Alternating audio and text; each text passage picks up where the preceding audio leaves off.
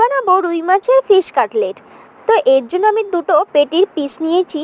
লবণ, হলুদ, ভিনিগার দিয়ে ভালো করে মাখিয়ে গরম জলে সিদ্ধ বসিয়ে এর মাঝে একটা ভাজা মশলা পেস্ট করে নিয়েছি।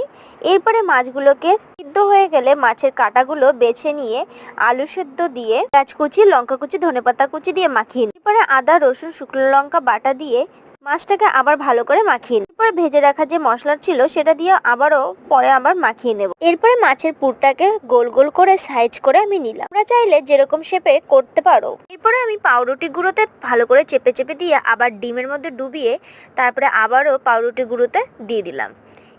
তারপরে ডুবো তেলে ভেজে নিচ্ছি ফিশ কাটলেটগুলো। এরকম পরপর ভেজে নেব। এরপরে একটা প্লেটে আমি পরিবেশন করে নিচ্ছি কাসুন্দি পেঁয়াজ, ধনেপাতা দিয়ে। সম্পূর্ণ ঘরোয়া মশলা দিয়ে এই রেসিপিটি করেছি। তোমাদের কাছে এই রেসিপিটি কেমন লাগলো আমাকে অবশ্যই জানিও। ভালো লাগলে আমার চ্যানেলটিকে সাবস্ক্রাইব করো। তো বন্ধুরা, আজকের জন্য